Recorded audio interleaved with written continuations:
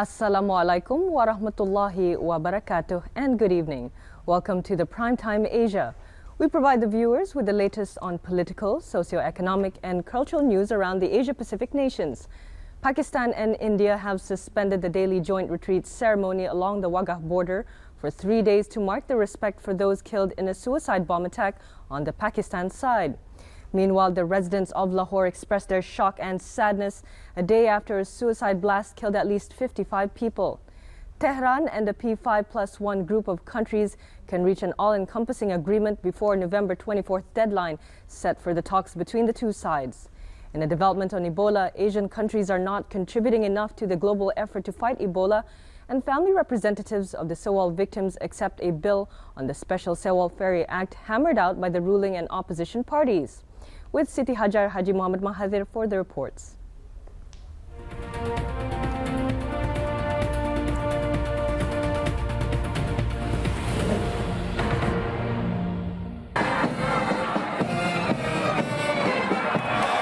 Pakistan and India have suspended the daily joint retreat ceremony along the Wagah border for 3 days to mark the respect for those killed in a suicide bomb attack on the Pakistan side.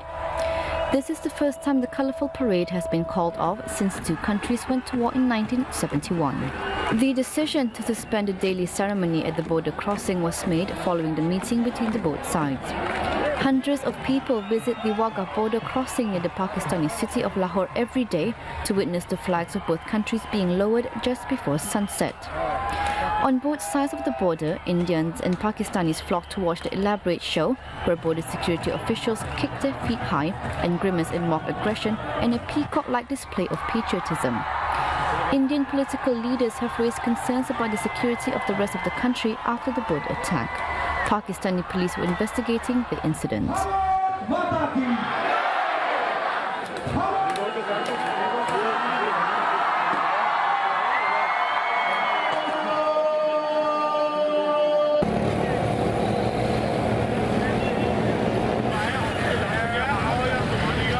Meanwhile, the residents of Pakistan's eastern city of Lahore have expressed their shock and sadness a day after a suicide blast killed at least 55 people. A suicide bomber blew himself up near the Pakistan-India border just after a daily ceremony when troops from both sides simultaneously lowered the two nations' flags. As the sun rose over the border area, the road leading to the blast site remained closed while relatives of those killed and injured gathered at the Gorki Trust Teaching Hospital. Pakistani police were investigating the attack and a doctor said up to 70 people had been wounded. The Pakistani Taliban claimed responsibility for the attack, saying it was a response to the Pakistani army's actions against their positions in tribal areas straddling the country's border with Afghanistan. The bombing took place in a car park at least 500 meters from the border with India. No Indian troops were hurt during the attack.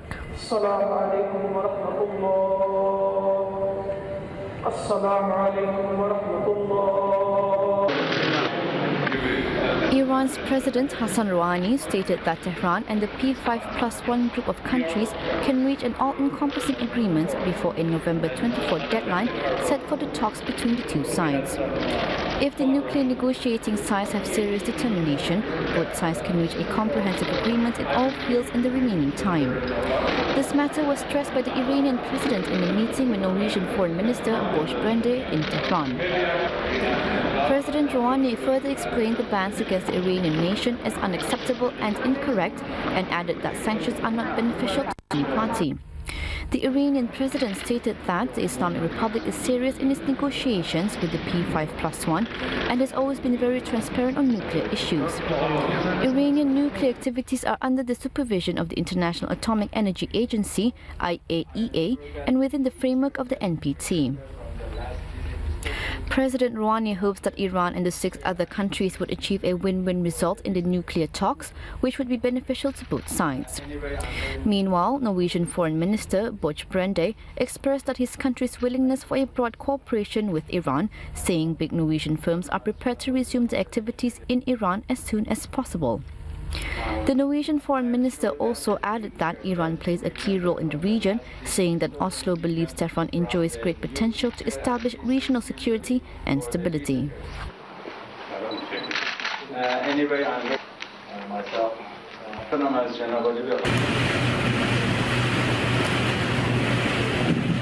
development on Ebola.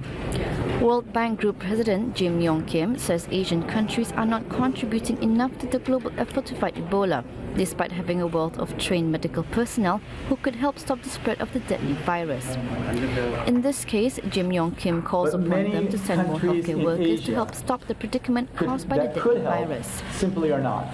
Kim, at a news conference in Seoul, added many countries in Asia that could intervene are not helping, especially when it comes to sending health workers that are needed over the next 6 months to a year.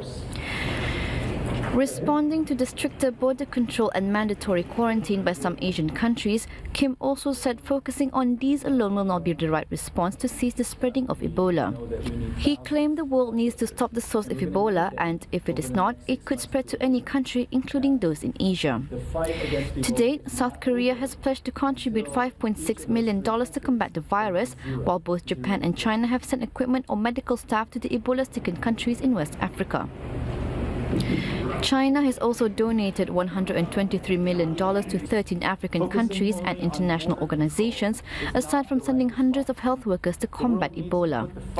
Nevertheless, the overall response from Asia has lagged behind contributions from the United States, which has sent thousands of troops and pledged $1 billion, and other Western states. Thousands of healthcare workers are needed to help combat the most deadly outbreak of Ebola since records began in 1976. The virus has killed nearly 5,000 people, mainly in the West African countries of Liberia, Guinea and Sierra Leone. Representatives of the Seawall Ferry victims Family representatives of the Seawall victims have finally accepted a bill on the Special Seawall Ferry Act hammered out by the ruling and opposition parties. The families made 5 demands, including a public pledge to prevent another disaster like the ferry sinking. The representatives of Seawall Ferry victims held a press conference at the Gyeonggi Museum of Modern Art in Ansan, Gyeonggi Province. They announced the acceptance of a bipartisan bill of the Special Seawall Ferry Act. They said that they would not oppose the parliament passing the Special Ferry Bill. The breakthrough came 201 days after the deadly ferry incident. The Committee of the Victims' Families held a general meeting and discussed whether to accept the bill. The victims' families said that they respect the bill agreed by both parties, but it still needs some improvements and made 4 additional demands. The family members also said they expect to address some of the concerns about the bill over the few days remaining until its passage. The bill stipulates that the Special Investigation Committee on the ferry accident remain in operation up to 18 months. Families of non-student victims will also hold a General Assembly soon and announce its official stance on the bipartisan agreement. The bill over the few days remaining until its passage. The ruling and opposition parties agreed on a special ferry bill 3 days.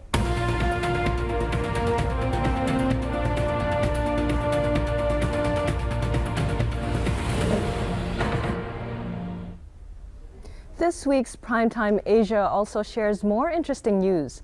Beyond Bollywood exhibition, which is on display at the American Center in New Delhi, aims to explore the cultural heritage of the American Indian community. In another development, the Korean automobile industry is in crisis mode as imported cars start to flood the local market. A dazzling display of 3D magic lights up Hong Kong's harbor skyline at night, attracting locals and tourists. In Chengdu, China, 2 young pandas recently declared a final victory over a breeder who tried to feed them medicine instead of bamboo, and 113 balloonists from 16 countries compete in southwestern Japan. Stay tuned for more reports.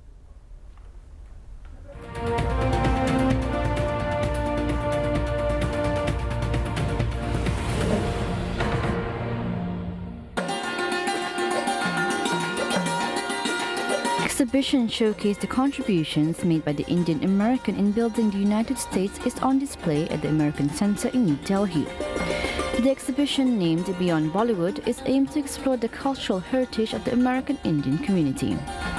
In the Western imagination, India is often associated with images of turbans, spices, and Bollywood, while in America, India's contributions stretch far beyond those stereotypes. Indian Americans have grown to be one of the most diverse and well-recognized communities in the United States. The exhibition also explores the heritage and contributions that Indian Americans have made in the United States. It also takes a closer look at the history of a community that uniquely merges Indian and American culture. The exhibition displays until the 21st of November is about the daily experiences of Indian Americans who have maintained a cultural connection to India. This is the Aslan, recently released by Hyundai Motor. It's a luxury sedan designed to compete with the imported models. The Korean automobile industry is in crisis mode as imported cars start to flood the local market. The competition for a bigger slice of the Korean car market is only going to get more intense next year as Korean car makers get ready to roll out new models. The new model Aslan recently released by Hyundai Motors. The luxury sedan designed to compete with the imported models priced between $30,000 to $40,000. The Aslan has a roomier interior than comparable imported models and is equipped with cutting-edge features such as a head-up display that shows driving information on the windshield. The Korean market is led mostly by German-made rear-wheel drive models. Some industry analysts claim that the Korean automobile market is already starting to get saturated. It won't be easy to take back the market share lost to imported cars unless new Korean-made vehicles demonstrate distinctive features and competitive fuel efficiency. Korean-made vehicles demonstrate distinctive features and competitive fuel efficiency. A dazzling display of 3D magic is lighting up Hong Kong's harbour skyline at night, attracting locals and tourists. The illuminating Victoria Harbour 3D light show is scheduled to run every night for 3 weeks. The 3D images capturing the history and culture of Hong Kong are displayed on giant screens attached to buildings on the waterfront. The show is accompanied by a dynamic musical score. The 15-minute 3D show runs nightly every 30 minutes until 16th of November. This year marks the 10th anniversary of the Symphony of Lights, a daily light show projected onto the buildings around the harbour that has become a popular Hong Kong tourist attraction.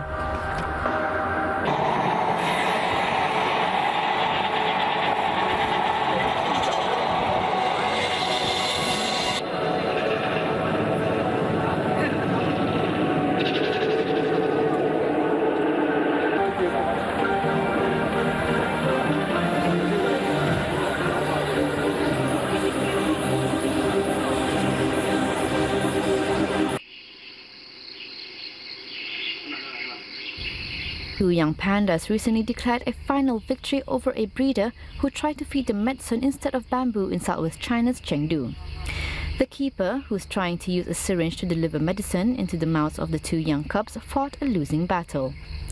The cubs staged various tactics trying to foil his efforts, rolling over and climbing on top of him, and indeed they succeeded.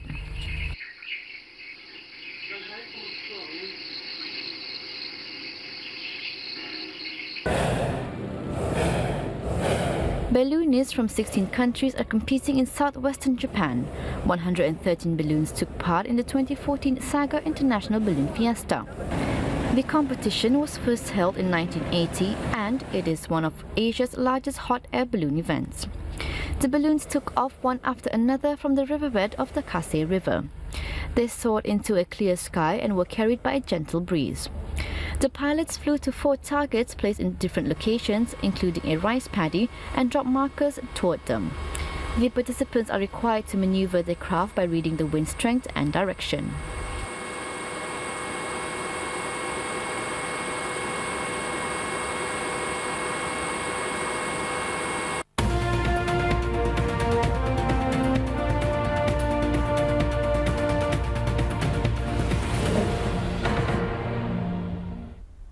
And that concludes this week's edition of PrimeTime Asia. Until we meet again next week. To watch more on PrimeTime Asia portal video, you can visit our website at www.rtbnews.rtb.gov.bn. Assalamu alaikum wa rahmatullahi wa barakatuh, and wishing you all a pleasant week ahead and good night.